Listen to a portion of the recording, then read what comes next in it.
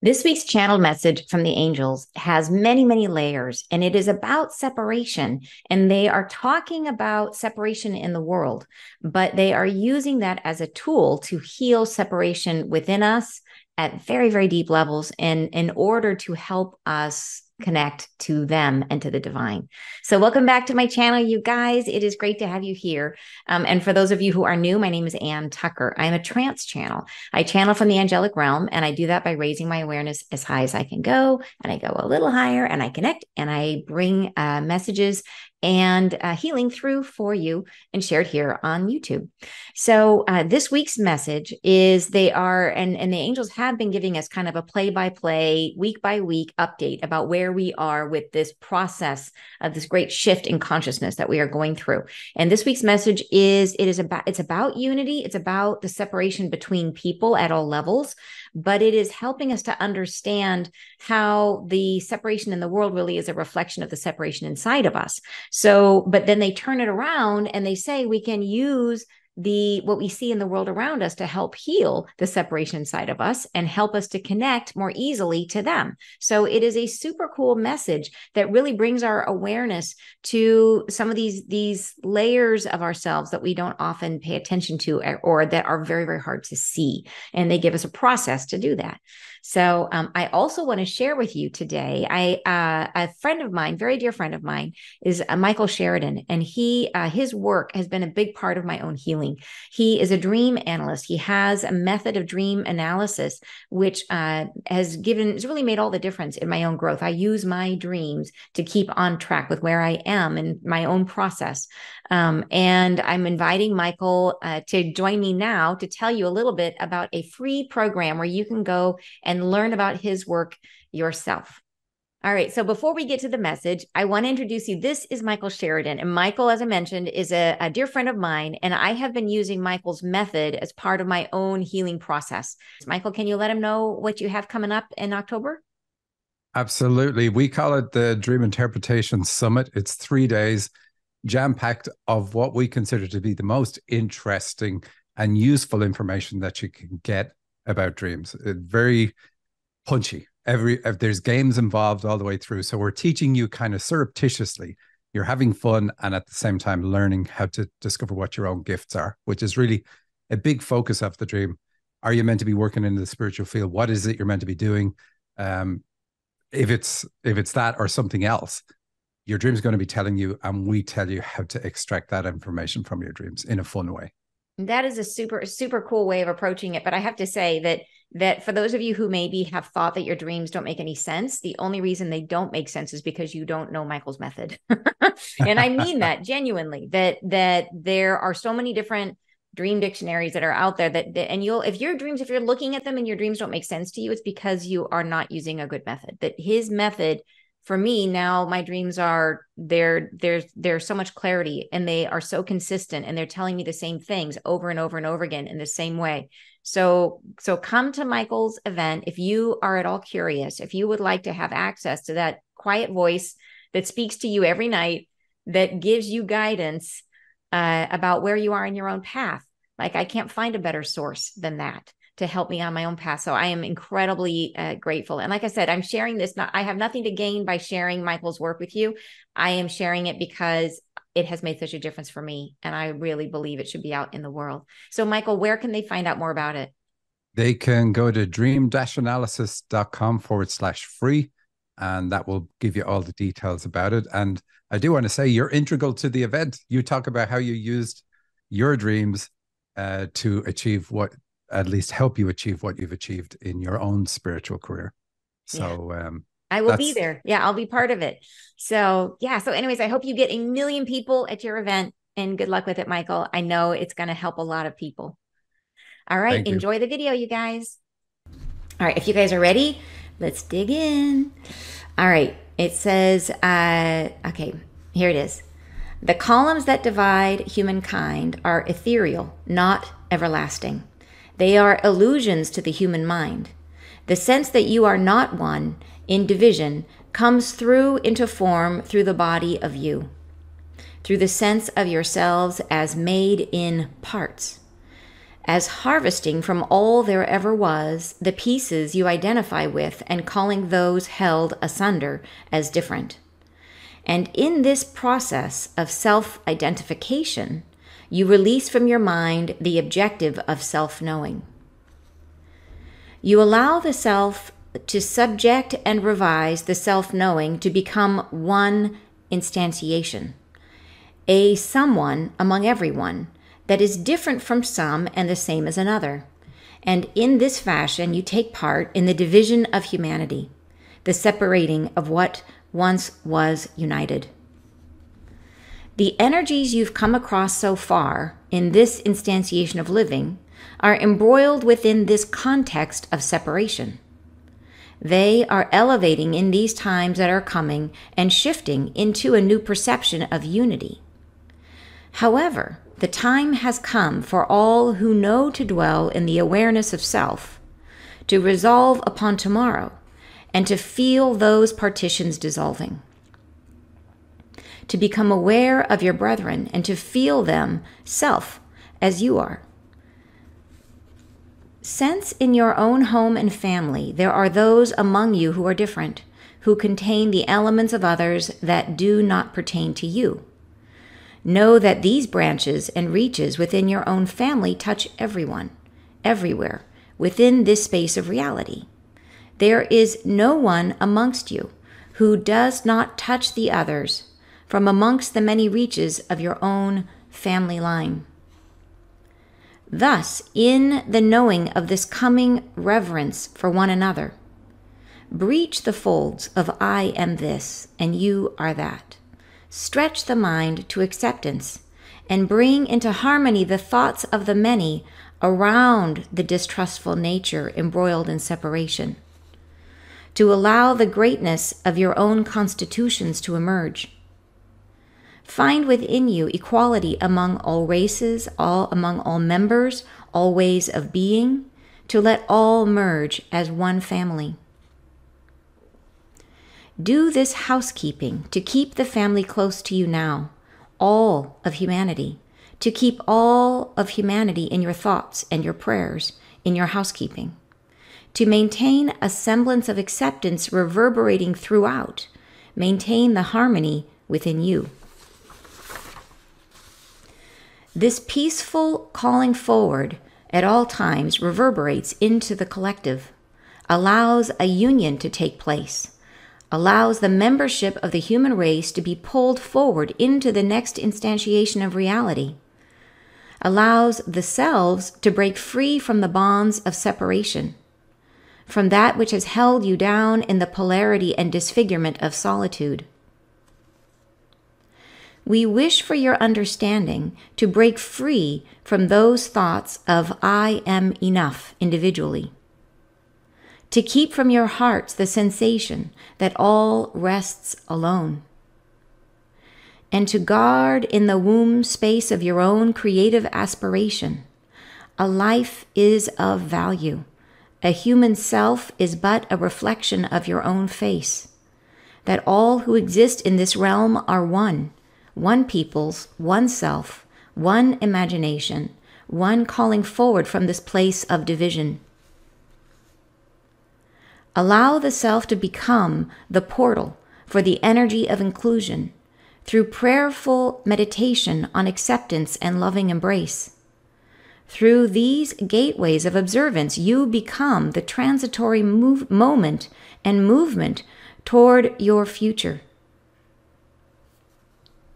Through the acceptance of one another's grace, through the union, brotherhood, and sisterhood of family, you then release yourself from the specter of separateness from ourselves, from the divine, from that which holds you now with such reverence. The concept of separateness must become inclusive through the process of releasing your biases into friendship, into loving family union. You increase your own proximity to the divine, to that which eludes you, for they are one and the same. The concept of separation exists in the human mind, and it creates the permutations found where you are now. Should you resolve upon the resolution of these thoughts into brotherhood and sisterhood, into union, then all shall unify around you. The conceptual nature of the human mind creates, and the freedom within this reality is to make as you shall find. Thus, we instill in your hearts now a desire to reweave this thread of thinking, to spend your nightly sayings with the inclusion of all peoples, to allow them into your hearts most gently, through the guiding love and release of separation. Your union to ourselves becomes more certain. All are bound within the same fragmented thinking. Thus, to unbind one brings all into freedom.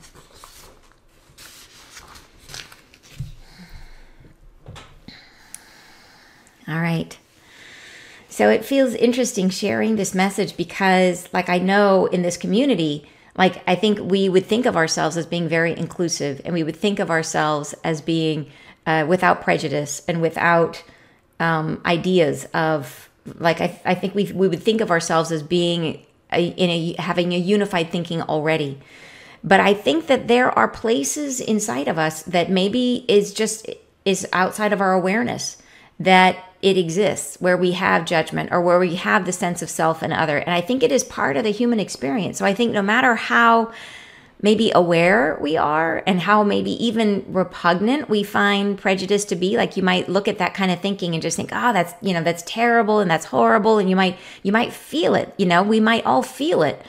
But even so, that there's places inside of us that if we take it and boil it back from the really obvious stuff, like the racial prejudice and the division between countries and the ways where we, even like what's inside of my family and what's outside of my family, if we take away the obvious stuff, that there's still layers to this concept of separation that happen in our whole reality. And I think what they're trying to do is to bring our awareness to this idea, not in the specific, not just in terms of sexism or racism, but as a conceptual framework, how just by being physical, we are living in a world of separation.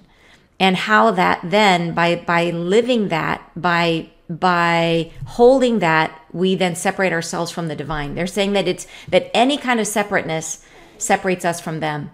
So it's like, if we want to get closer, if we want to get into the space of unity, it's unity in all ways, including with the divine. So really, this whole message is about how do we get closer to them, right? And that we are living in this experience of separation, that everything the polarity that we experience around us, like the separation that we experience around us, is just a manifestation of this internal frame of mind of what it is to be embodied as a human. So how do we rise above being embodied, right? We want to be embodied because that's how we create, that's how we manifest, that's how we live. But how do we be embodied and hold the sense of unity with everything? And so this is one piece of it. I think this is one piece, an important piece of the puzzle. Yeah. And you're saying, my telepathic circle is ever widening with my expansive light. I love it. And you're saying we are truly one. Yes, Myrna, absolutely. This experience for me is that the light enveloping us all brings us together as one. Yes, I love it. And Sherry saying, good morning. Major bummed I'm late. Looking forward to the breakdown. Thanks, Sherry. I'm glad you could join.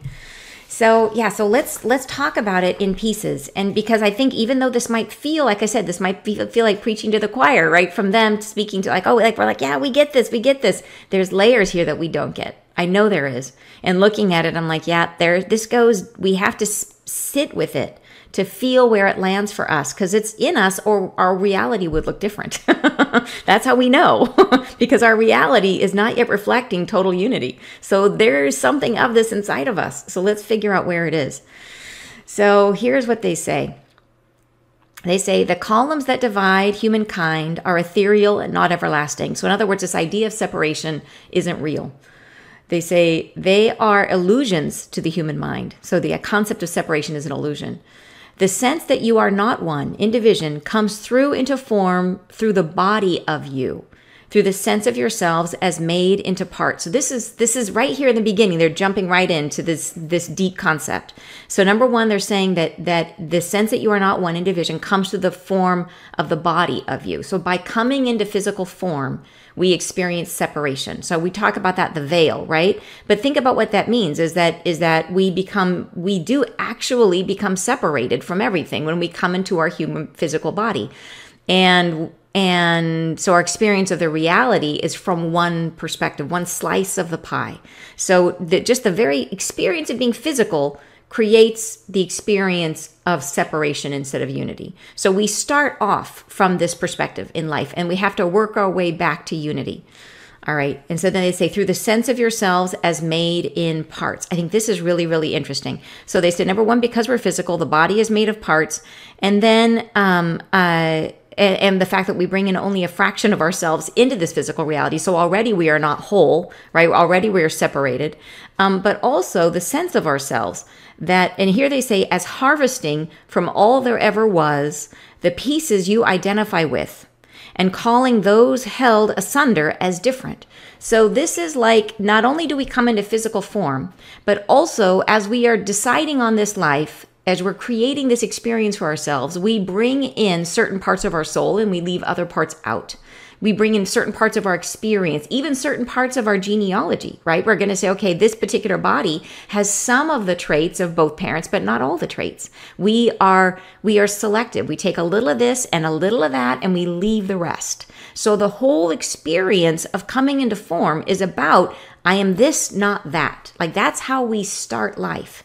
So at a deep, deep, deep level, at the physical level, at the soul level, right, we are coming into form in a way that is all about separating us from other. So that's super interesting to start with, right?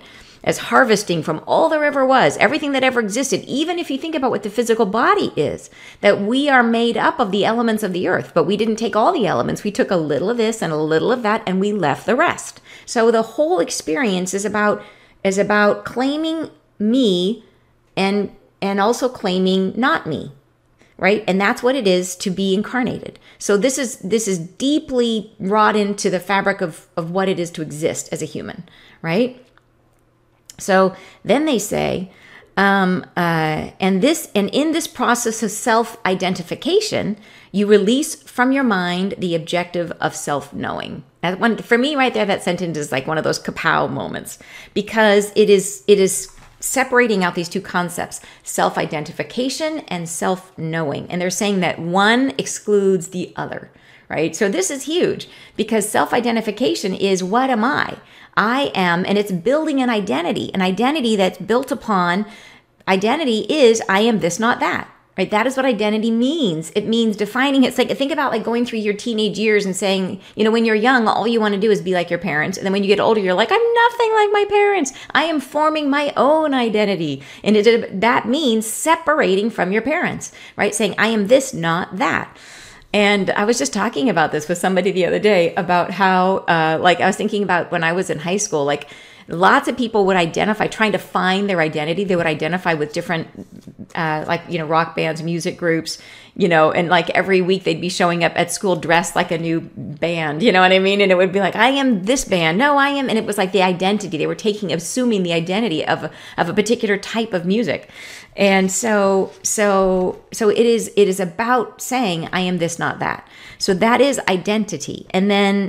But then they say this is separate from self-knowing, because self-knowing is all inclusive. It becomes self-knowledge means I am part of everyone. I'm part of everything. So this is really the issue that we're dealing with of understanding who we are at an identity level, and then understanding who we are at a soul level. And you guys were saying,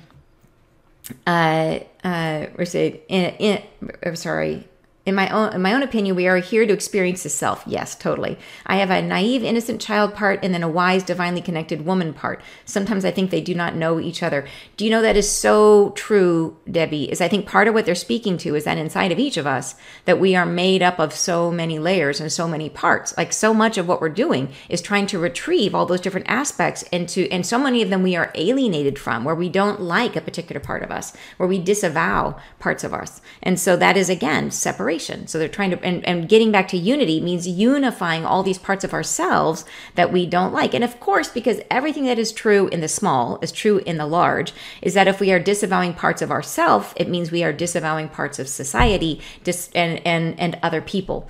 Because what's true inside of us is true inside of our world.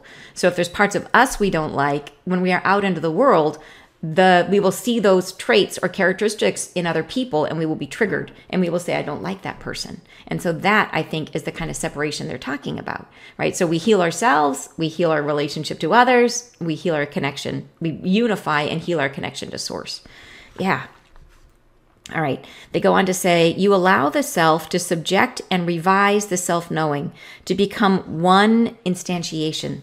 So this is how we become embodied. They say that you allow the self to subject and revise the self-knowing. So we start to think that when we are embodied, we think this is all there is, right? That's how we all come in. At a certain point in our lives, we have all thought that this is all there is, that we are one instantiation, that this is it, right? A someone among everyone that is different from some and the same as another. So here's where it gets complicated, is we start to create in our own mind feelings of affinity for different people who embody the traits we like about ourselves. And then we feel repulsed by people who embody the traits we don't like about ourselves. So we create, and this goes beyond race and gender and all the other things that we think about as being the things that separate us in society. This gets down to the fundamental sense of what's inside of us, right? Is that we might not like the fact that, that we get triggered easily, or that we have this one aspect of ourselves, that maybe we feel like we are too emotional. And so other people who get emotional trigger us, and we think, I don't like that person. That person's, too much, or whatever it is. And so, but in reality, that's us, right? That's us, that we're saying, I don't like me. And it just becomes bigger and bigger. It moves out into society, and it ripples, right? And it becomes our world. Yeah. So, okay, so one instantiation with someone among everyone that is different from some and the same as another. And in this fashion, you take part in the division of humanity, the separating of what once was united. So as we come into body, as we develop our identity, as we have the pieces of ourselves that we don't want to claim, don't want to acknowledge, we are taking part in the separation, the division of humanity, and the separation from source. So this is all connected, is what they're trying to say, which I think is it really is an expansive way to think about it. And Rebecca said, the lie of separation is our biggest challenge in this life. It really is. It's very hard for us, because it is like, it's hard for us to even see the parts of ourselves that we won't acknowledge or that we don't like. It's very hard to recognize it. And sometimes those parts those wounds feel so ingrained, it's hard to imagine being released from them. It's hard to imagine being free. There might be a part of you that you recognize feels bad, and you wish you didn't feel that way. And all I will say is that I have had those and cleared them. Like, it's possible. Like, I didn't think it was possible. There was parts of me that I thought, wow, that is such an ingrained feeling that I wish every time it happens, I wish I didn't feel it. I wish I didn't feel it. And I can't imagine being free of it. And I am so free of it now that I cannot even remember what the feeling was. And that's a trip. That is an absolute trip. So it is possible. I can say that. And not to say that I'm 100% baked, because I'm not. But I have things I've healed that were so deep that I did not think were healable, and they were. Yeah. So, all right. So then they go on to say, okay, the energies you've come across so far in this instantiation of living are embroiled within this context of separation. They are elevating in these times that are coming and shifting into a new perception of unity. So they're saying that everything we've been living in, this context of separation, is going to be changing. Like, we're heading to a new reality of unity, and we know that. Then they go on to say, however, the time has come for all who know to dwell in the awareness of self, to resolve upon tomorrow, and to feel those partitions dissolving. So it's really a call to action for us. For everybody who is interested in looking at themselves and who's interested in moving into the space of unity and moving into these new energies. They're saying the time has come, right, to resolve upon tomorrow, to start holding those energies now and to feel those partitions dissolving. So they're saying that we're ready to do this, which is super, super cool, because it is not an easy thing. It means acknowledging all those every part of ourself. It's calling all of our past karma into the present, bringing it all into alignment. And they're saying that we can do it now, which is huge. They go on to say, to become aware of your brethren and to feel them self as you are. So in other words, to get to, and when we do that, when we acknowledge all the parts of ourselves, we also acknowledge our connection to everyone around us, self, that they become part of, like, we see them as ourselves. And they go on to say, next paragraph, they say, and here, this is, they're bringing it more into like a metaphor, or better, giving us a better example. They say, since in your own home and family, there are those among you who are different, who contain the elements of others that do not pertain to you. So they're bringing us back and to help us understand that in our own family, in our own genealogy, that we might think of this as our family, as us, as one, that even within that one, there's people in the family that maybe you connect more to and less to. And they go on to say, and they say, know that these branches and reaches within your own family touch everyone, everywhere within the space of reality. So in other words, there may be a member of your family who has character traits that you don't relate to, that is nothing like you, or that are nothing like you. And that those character traits reach out from your family tree and they touch a bunch of other people who you have nothing in common with, who touch a bunch of other people who you have had nothing in common with. And it just keeps going and going. So they say that in the end, it touches everyone, that your family tree touches everyone on the planet, is what they're saying. That there are elements of everyone. If you took your whole family, you are related to everybody on the planet, is what they're really getting to.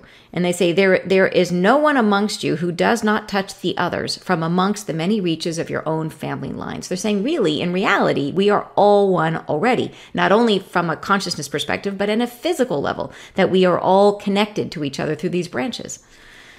Yeah. And you're saying, big mirror work. Wow. And Sherry's saying, it lends me much hope to hear you say there are things so deeply ingrained and triggering that can be cleared even when it seems not possible. And that is, it really is true. And it's happened for me more than once. And now I'm realizing there's nothing that's not clearable. It's just the big ones. And they're not even that hard. When you're ready, they're not that hard to get at, right? It happens. And when it goes, it's so gone that you can't even conjure the feeling anymore. And I know that I will tell you, one of my deep ones, this was a big one for me. You will know how much this is cleared. Is that one of my original, like, deepest ones was the fear of being seen, to the point where I literally would not even put up a profile picture on social media. So, and now here I am. I can't even relate to that feeling. And it is so gone. And there was a time when I could not imagine not feeling that feeling. It was so triggering. Yeah. So it can happen. Yeah. So, and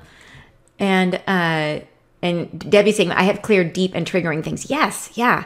And Taya's saying, I've been feeling this oneness with all for the longest and have talked about this, and it's so hard for some to digest, and it's understandable. I'm just glad that I can now sow the seeds of oneness and unity consciousness. Yes. Yeah, exactly. All right. So, and I love that they give us some practical things in this message too. So, all right. So they go on to say, thus, in the knowing of this coming reverence for one another, which I love, they're saying this is where we're headed, is to a state of reverence for one another, which means de facto reverence for all the parts of ourself, which is awesome. They say, breach the folds of I am this and you are that. Stretch the mind to acceptance and bring into harmony the thoughts of the many around the distrustful nature embroiled in separation. So I think this is interesting. When you think about this, they're talking about this in the outside world, but let's turn it around and look at it the inside world. Is there are parts of us that don't trust the other aspects of ourselves. So if that is a wound where you feel like, I don't trust my rage, I don't trust my depth of feeling, right? And so I feel uncomfortable with emotion because I don't trust my own feelings. Maybe there's the fear that emotions will come and you will get lost in them and you won't ever find your way back, right? There's distrust. So as we have distrust internally of these other parts that we're alienated, we say, I don't want to look at you because I don't trust that wound, right? I don't trust that it's not going to wreck my life if I let it in. And we feel the same way about the world. So separation really is about distrust. So separation within us and separation outside of us is distrust. So, And they say distrustful nature embroiled in separation. So they're like this: to allow the greatness of your own constitutions to emerge, find within you equality among all races, among all members, all ways of being, to let all merge as one family. So this is internal, external, that there's no division, even by country, by race, by gender, by way of living, by opinion, by beliefs, none of it, right? All of it inclusive.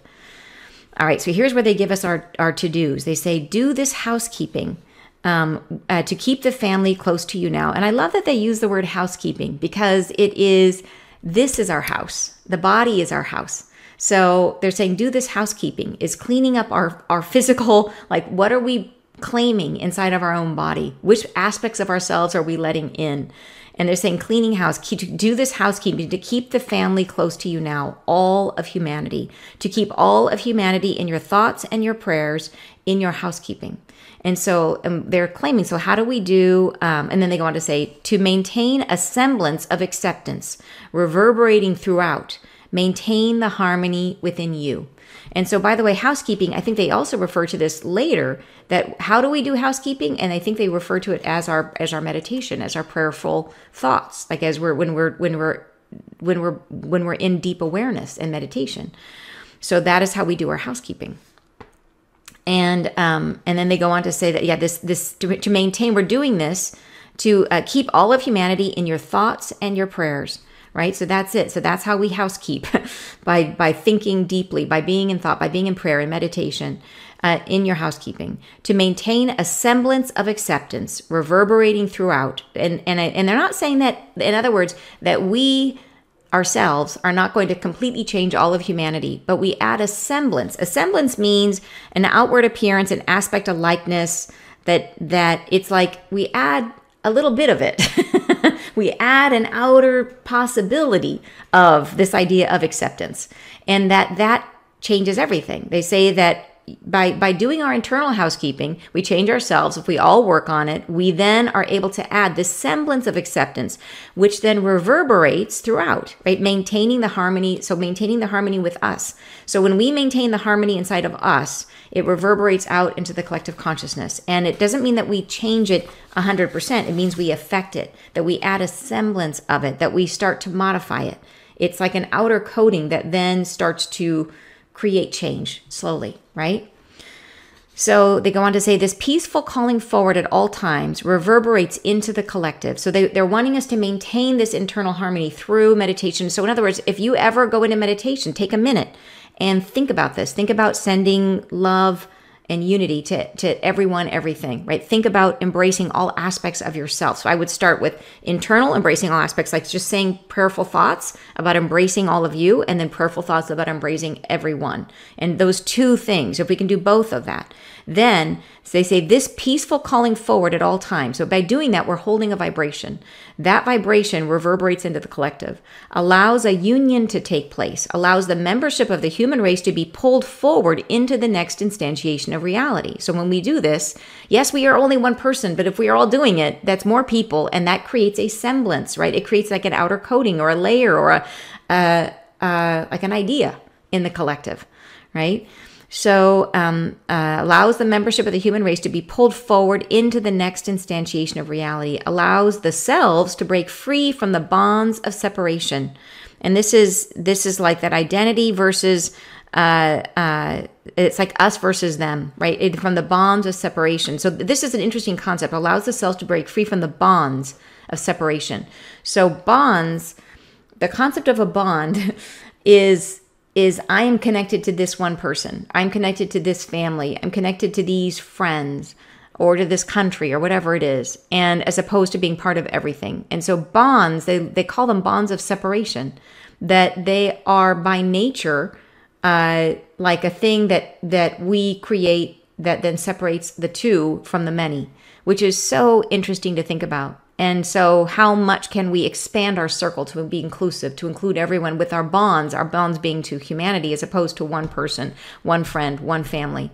Yeah, bonds of separation, right? Just in a phrase right there, they encapsulate it. from that which has held you down in the polarity and disfigurement of solitude.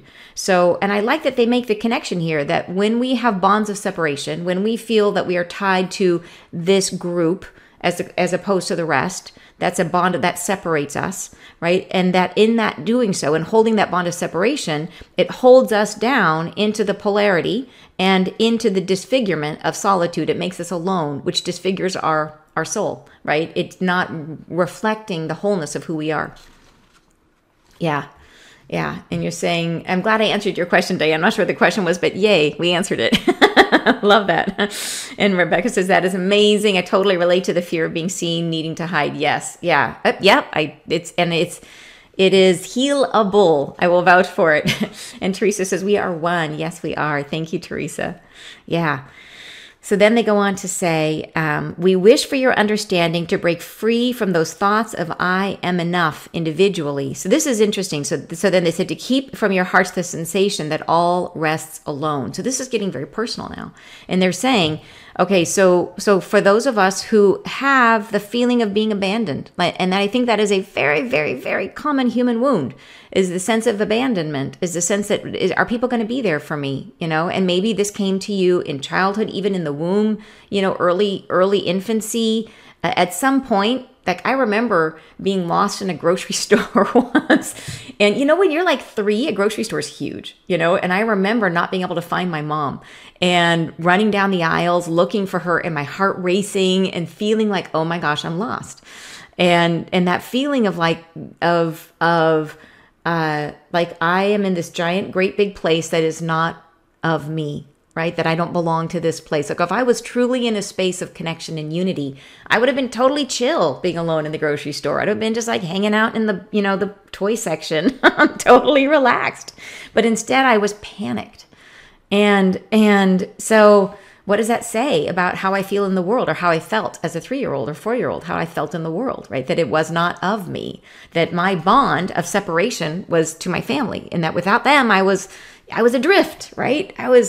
So that feeling of at any point in your life, if you felt abandoned, if you felt separated, then what we come to is the way we cope with that is learning to be okay on our own. Right? That's how we cope, is we say, okay, well, I feel terribly scared. I don't want to feel scared. So I'm going to learn to feel okay by myself. So then we start to develop the thought process of I am alone. I'm enough by myself, that I can solve all my own problems, that everything is up to me. I can do it myself. Right? And that to keep from your heart the sensation that all rests alone. They're saying this is the thing that is another piece of the puzzle. That yes, we have the part where we disavow all the aspects of ourself. But then we also have this layer in our thought process of, hey, I can handle it. I don't need anybody. It's up to me, right? Or I can do it better, or whatever the belief system is, right? That it's this sense of, because we couldn't rely on or felt alone, we developed a coping mechanism of feeling like we had to do it ourselves or had to be alone. So recognizing that inside of ourselves, as that is another piece of separation. Yeah. To keep from your heart the sensation that all rests alone. Another one, that everything rests on you. So if you feel like you are responsible for everything, if you feel like you're the only one who does the dishes, or you're the only one who can do a particular thing, to confront that and say, okay, that is part of my separation, of feeling abandoned, of feeling that I am not part of everyone, that the grocery store isn't me, that I'm alone and scary in the grocery store. That's what that is. All right, then they go on to say, and to guard the womb space of your own creative aspiration, a human life of value. It is of value. So to guard in the womb space of your own creative aspiration. So this means like the womb space is like, if you're a man, you still have a womb space. We all have a womb space, which is what we create from. And that's what they're referring to, is our creative ability. So it is that sense of like that space of our imagination and our willingness to create, right? It just symbolizes the process of creation. To guard in that space that a human life is of value. A human self is but a reflection of your own face. That all who exist in this realm are one. One people's, one self, one imagination, one calling forward from this place of division. And like I said, I get it. Like there's so many places within us that we feel that we have healed this wound. Like we might feel like we are one with everyone and we love everybody equally, and we abhor prejudice or racism or sexism or any of the, thoughts that people have along those lines. But then deep down, maybe you were afraid in the grocery store too, right? And so if that's the case, that wound is there, and that is a wound of separation. So we all carry this at some level, or our reality would look different. So this is a harvesting time where we need to look inwards and say, where does this sit in me? What pieces of myself am I disavowing, right? What pieces of myself do I restrict and not let in, because those pieces are reflected out in my world and I'm judgmental of those qualities, right? I'm judgmental, I'm triggered by those aspects. So it's really trying to get down to the nitty gritty of unity. Yeah. Okay, so they go on and say, and so what they're this whole idea, by the way, up here is what they're trying to get us to reverberate. They want us to be, when we're in our prayerful place, when we're in our meditation, however you have your housekeeping, right? However you clean house in your own self to get right with yourself and connected. That is when they want us to hold this, to reverberate these thoughts right here, which is that a human life is a value, a human self is but a reflection of your own face, that all who exist in this realm are one peoples, one self, one imagination, one calling forward from this place of division. So this is the reverberation that we want to just try to hold this sense of love. Yeah. They go on to say, allow the self to become the portal for the energy of inclusion through prayerful meditation on acceptance and loving embrace. So this is, by doing this, we become a portal for these energies. We bring them to the planet. We affect the collective consciousness, right? Through these gateways of observance. And so it really is, it's like I said, a gateway of observance is presence, right? When we are in that moment of presence, of that mindfulness, we become a gateway, a portal. You become the transitory moment and movement toward your future. So it's like we get to start moving us toward these new energies of unity by doing this, by going through this process. Through the acceptance of one another's grace, through the union, brotherhood, and sisterhood of family, you then release yourself from the specter of separateness from ourselves, from the divine, from that which holds you now with such reverence. So by doing this, by focusing on things that are tangible to us, by focusing on unity with everyone, we help to heal this separation within ourselves, which then helps to heal our separation with the divine. So they're saying this is a tool, just like everything on earth is a tool for us to learn. So by reaching out for the physical, by holding the everyone and saying, okay, I'm sending my love to everybody on this plane, we are de facto and subconsciously healing all the aspects of ourself. And that then, like I said, connects us to them. So super, super cool. And it makes sense. Like when I first got this message, I'm like, this seems like, why this message now? And now I get it. Is because this is, like everything on earth, is provided to us as a school, as a way of learning. And it is easier, I think, for us to look outward and to see the things that trigger us and to see the things that we maybe are repulsed by or that we don't like or that make us uncomfortable, and to then try to bring those into our housekeeping. Bring those, if you out in the day and anything gets you, include it that evening in your prayerful thoughts or your meditation, and send it love and feel like that is me. You know, as much as you can, pull it in and say, that is me, and love it and recognize that every time you do it, you are getting closer to your connection. Yeah. And you're saying, you're saying, I alone can fix this country. Kind of, yeah. They're kind of saying that in a way, right? And then Denise says, the politicians give us a good practice for unity thinking. If we can see them as one with us, along with forgiveness, is a leap forward to unity thinking. 100%. And there certainly is stuff going on in the world right now that is triggering. So use it, right? Use it. Because if it's out there, it's inside here. Yeah. Will you post that blurb? Which blurb, Debbie? Can you, because I'd love to make, if it's a quote that you liked, I'd love to know, because then I'll make sure I turn it into a blurb. If you just can repeat it or what kind of generally it was, it'll help remind me. Thank you. Donna says, unity through prayer. What a beautiful way to heal our world. Yes. And Dashini says, hi and good evening. Better late than never. Good evening. Great to have you here. All right. So then they go on to say, okay, from that which holds you with such reverence. I love that part, right? But it says from ourselves, from the divine, from that which holds you now with such reverence. They're always so kind to us. They go on to say, the concept of separateness must become inclusive through the process of releasing your biases into friendship, into loving family union. So in other words, everything is part of your family. Everything is your friend, right? You increase your own proximity to the divine, to that which eludes you, for they are one and the same. So this is getting back to that concept that what we turn away from is a disavowal of ourself, a disavowal of our true nature, which then separates us from the divine, which is our unity, right? Once we get into that space of centered unity, then we connect with them. The concept of separation exists in the human mind. In other words, it's not real. And it creates the permutations found where you are now, so including our politics. Should you resolve upon the resolution of these thoughts into brotherhood and sisterhood, into union, then all shall unify around you. So they're saying this is a pathway we can follow. This is a method that we can use to help us get to unity faster. And that means personal unity and then a unity for the human consciousness, but personal unity too.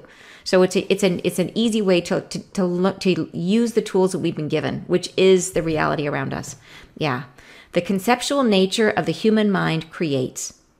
And the freedom within this reality is to make as you shall find. So in other words, that we are by nature creators, and the world that we are in is created from our thoughts, right? Our thoughts create. And so they're saying, and the freedom, that's a freedom that we have within this reality, is to make as you shall find. So what we perceive, what we feel, we perceive. Yeah.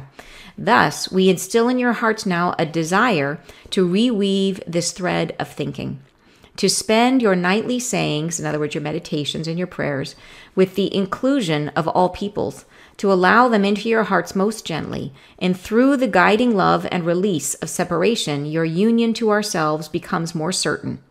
All are bound, and so that is the part they're saying, that they're to use it as a tool, and it means you can do it as a general thing. Like if nothing triggered you that day, then just do it generally, saying, I love everyone, and just go through and think about anything that you find distasteful, bring it in and love it, but if there is something triggering, all the better, right? Those little moments that you're triggered are like jewels because they show you something about yourself. So bring it in and love it, accept it, and let it be like, that's me. I see it. I'm that thing I found yucky. I am that. I'll tell you something so petty. I was at a restaurant the other day. It's like terrible to even admit this. I was at a restaurant the other day and this poor guy at the table next to me, and the way he was eating was like, it was bugging me. Like, that is so not spiritual of me to be like, I am so bugged by the way this guy, it was just something about it. I'm like, okay, that's me. There's something in that is me. I must be doing something disgusting. Like, something, or maybe it is that I'm afraid to be disgusting. I think that's probably more it. And that's true. I am afraid to be disgusting. That is a true fact. So I need to get over that. So, but yeah, so anyways, those things that trigger us, look at that, look inside and see, what is it? What is it? And then love it. And I got to love that guy and his sushi. So, okay. We instill in your hearts now a desire to weave this sort of thinking, to spend your nightly sayings with the inclusion of all peoples, to allow them into your hearts most gently. Through the guiding love and release of separation, your union to ourselves becomes more certain. Right? And then this last part, all are bound within the same fragmented thinking. Thus, to unbind one brings all into freedom. So they're really saying that it is that idea that what is true in the small is true in the large, that what's true in every minute of our life is true in the whole cosmos. So the more that I can love that part of myself that doesn't want to be disgusting, right? That wants to be prim and proper or whatever, and to not be gross. And I know actually as I'm having a realization what this stems back to. Oh my gosh. Okay. This is one of those, is it like sharing too much? Am I about to overshare? Okay. Well, so when I was a little kid, I'm sure this is what this is about. I just had the awareness that when I was a little kid, my mom and my stepdad got married and we blended families. And I was like 10 years younger than all the older kids. They were like, I was like 4 or 5 years old. And they were like, 14, 15, 14. I think I was 4. And they were like 14 and up. And we were all meeting. We were sitting on the steps for the first time and just hanging out, talking. I remember sitting on these concrete steps and I farted.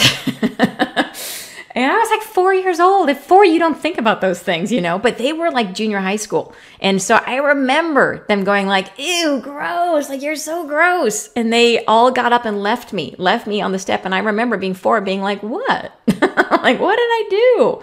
And I bet you this is where that comes from, right? That is the thing where I was afraid to be gross.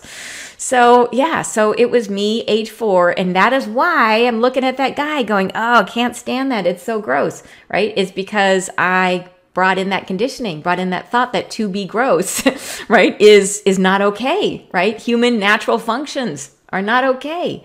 That will make people feel alienated from you, create more separation in your life. So this is, yeah, that's okay. I got a little healing project for myself now. Yeah, I even had a dream about that the other night. That's why I'm all putting this together. I had a dream.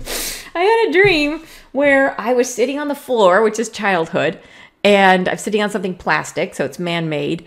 And I farted in the dream for like 2 minutes, and I wouldn't stop. That's the whole dream, literally 2 minutes long. So yeah, so this is definitely coming up for me right now. We all have stuff to heal. This is mine. So anyways, yeah, but that's the point, right? That everything out in the world is there to serve us, that we eventually, and so that guy was helping me to connect the dots between my dream and my childhood memory and this moment, sharing it with you guys. I so appreciate you guys sharing the space with me, because things get loose. We talk, things flow, like we have awarenesses and realizations come in. So, all right. So that is the message of the week. And I think it's a really helpful one. I think it's much deeper than it appears at first, right? It goes deep. So you're saying, I have been using this healing with children, loving the part of them that acts out or is perceived as bad. It ends up being illuminated by this notion. I love that. And you're saying you cannot ever overshare. Thank you. Rebecca says, please overshare. All right, you might be might be questioning that now. You're saying, wow, that is trauma. Yeah, I mean, it seems like such a small thing, but to a 4-year-old, like, it's a big deal. You say there's nothing like childhood honesty to set you into some insecurities. Totally true. You say that the children say farts are funny. They just are.